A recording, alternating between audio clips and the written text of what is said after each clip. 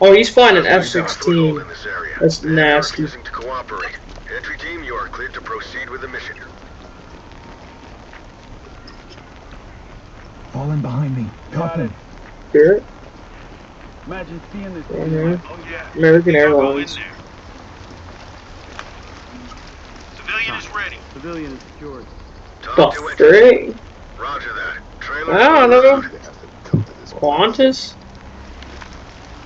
Oh, that's crazy. I don't know what that one is. ETI. South Korean Airlines. Air Koryo.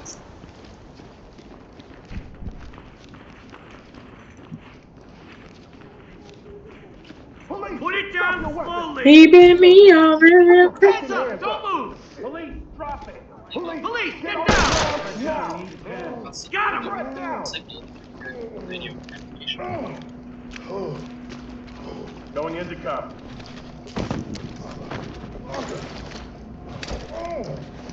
Give me a minute.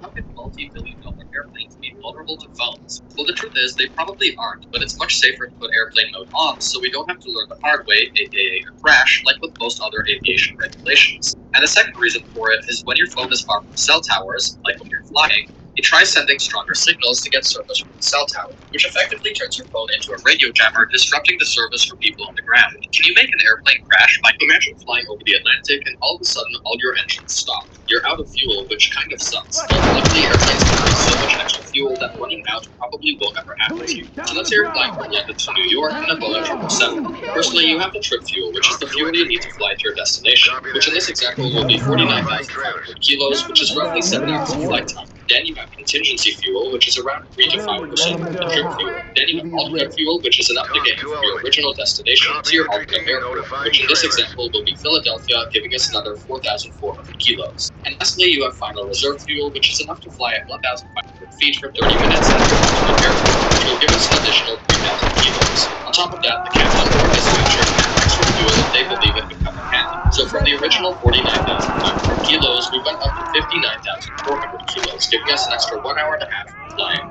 Imagine flying over. These pilots flew across the Atlantic with the landing gear down for the entire flight. Let me explain.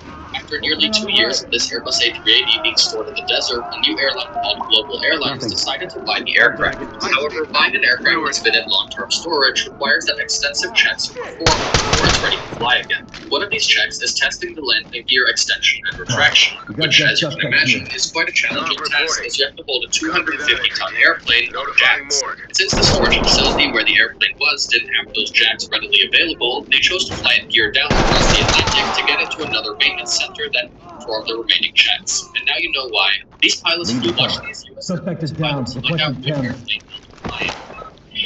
airplane. Man got the A-10. It's crazy. B2. He got the B2. What the frick? He got the B2 baller. Ready. That is nasty. That is disgusting. F-22. That's valid. F-22 is nasty. Failures were I want to watch more of these Air Force pilots get in their planes. The freaking B-2 is nasty. Hands on your head, now! What the frick is a T-6? Procedure. F-15 is crazy. Civilian is good to go. Compliance. B-2 bombers, nasty, bro. How the frick do you get that?